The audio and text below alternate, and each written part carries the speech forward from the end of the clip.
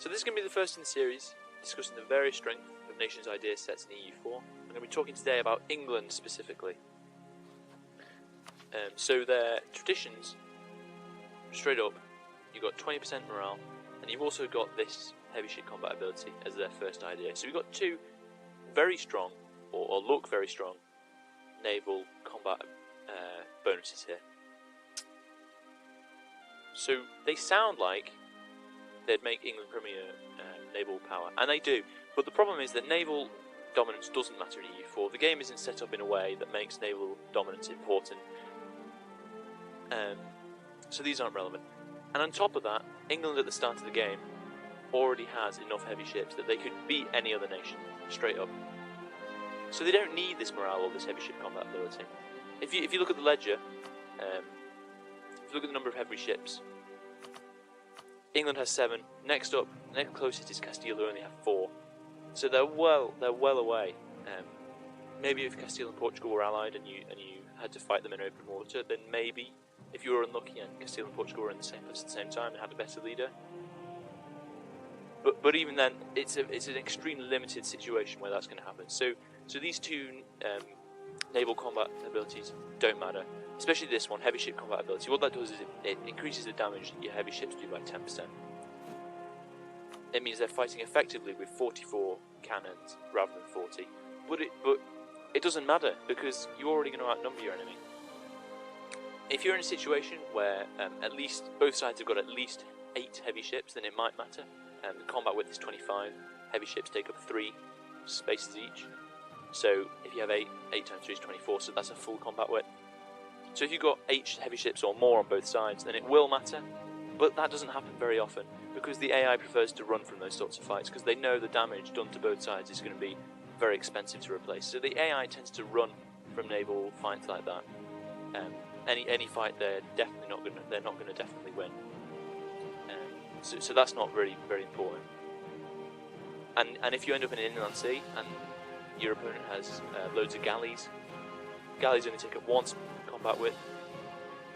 If they have 25 combat abilities, they're going to slaughter you because galleys get double combat ability in inland seas. So they're going to be fighting as if they have 24 cannons. 24 times 25 is what? It's more than however many heavy ships you're going to have. So it's not an important bonus. It's not going to make you win fights that you wouldn't already. Probably not, and it won't make you win against galleys. These are both redundant ideas. Next one up, you've got this 33% embargo efficiency, which again sounds like a large bonus, but it's in a category that's actually not very strong. The way that embargo efficiency works, the way that embargoes work is that 50% of your percentage of the trade power in a trade node, whatever that number is, so in this case it's going to be 24.5%. So the half is 24.5%, and that's taken away from whoever you've embargoed from their trade power modifier. So if I was to embargo Holland at this point, you'd take the 24 away from this 19, and then they'd end up with minus 5% trade power. So it's in trade nodes that you have a lot of power in. It's a very useful ability.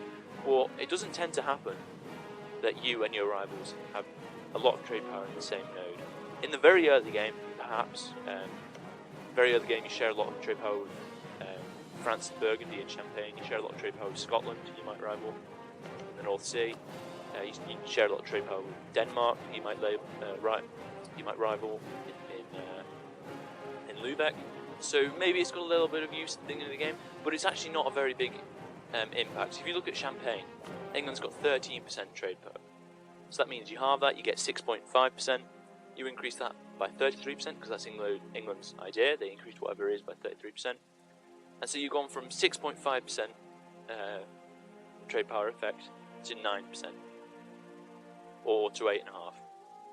So it's not a big effect, and it's not very relevant. And late game, you're not going to be sharing trade power in nodes with your rivals. Maybe in the Ivory Coast or in the Caribbean, perhaps, but not really. It's not a very impactful idea.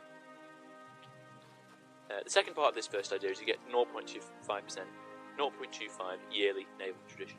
That is a hilariously tiny amount. The next, all the other ideas that give you naval tradition, or give you army or navy tradition, give you 1 yearly, or some of them give you half yearly. I think the Muscovy one gives you half a point yearly. So this is a really, really small amount, and it only increases the resting navy tradition by 5. So it's not going to be enough to consistently get you another pip when you're rolling for explorers or rolling for admirals. Although you don't often recruit admirals, so that doesn't matter either. And all these effects here that it gives, the navy tradition gives, are not relevant. Morale of navies doesn't really matter because whoever has the most heavies or whoever has the most galleys wins the naval fight. Not whoever has the best morale, or usually not. Sailor recovery, no, who cares about sailors? That doesn't matter. Blockade efficiency. As England, you're probably going to have enough ships to be able to fully blockade them, so that doesn't matter. Trade steering, it will increase your trade steering by 5%, so that's a reasonable amount. It's alright. But actually, it's still not a very big effect. 5% trade steering. It means your merchants are 5% more efficient at moving trade, leaving a node towards your destination rather than whoever else is moving it. So it's not very important. Recover naval morale speed, again, who cares? And privateer efficiency. Privateer efficiency will be useful, but it increases it by 1.25%. So it's not an important effect. Again, another totally useless idea. 15% tax, however, very strong.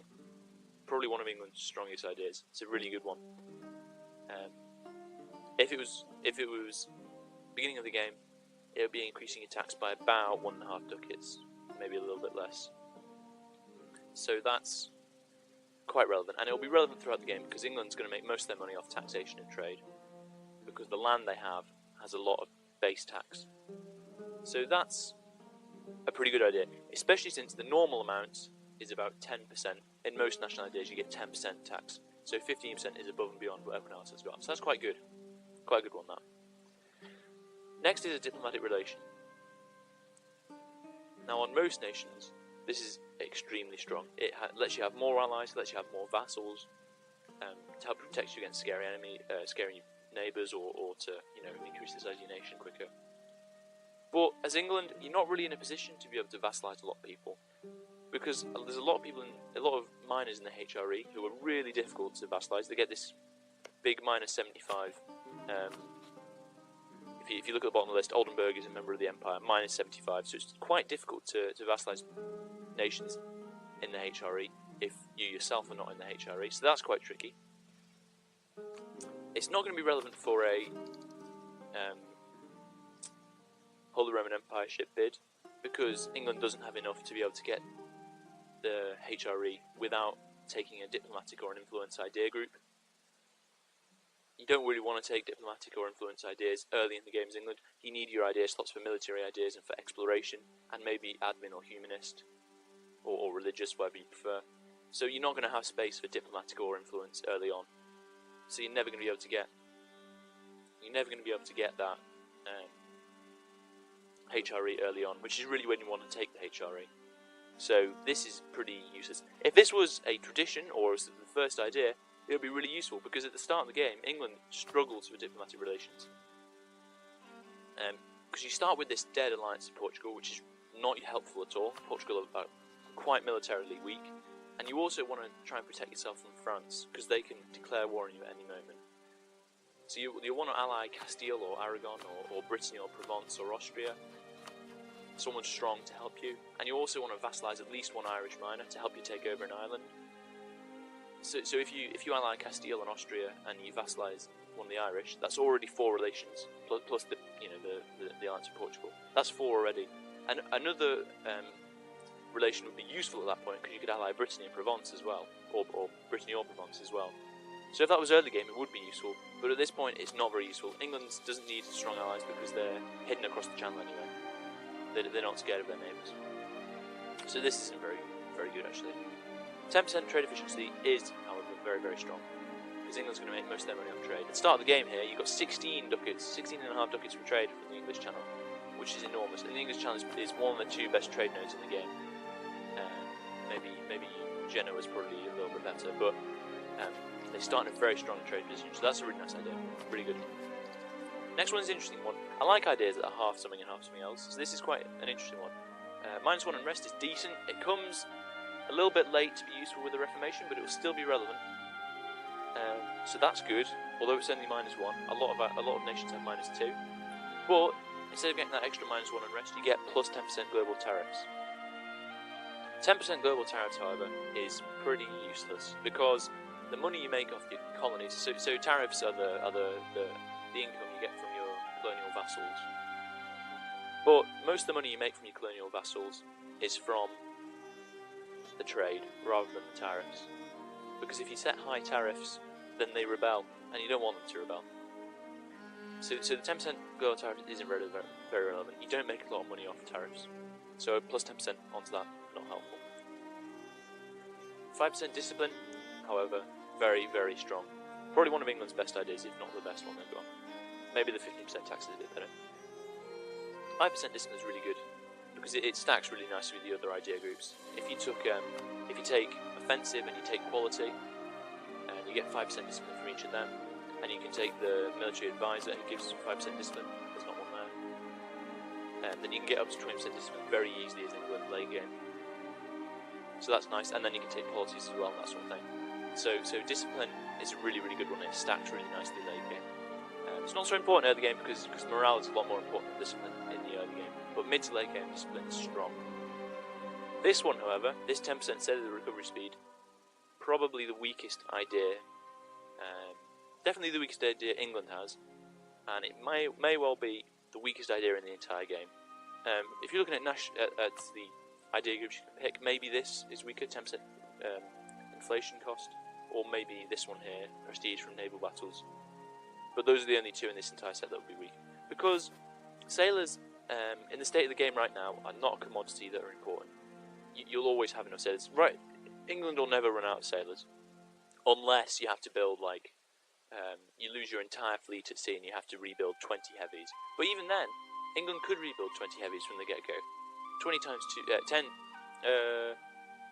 actually no they couldn't, let's check.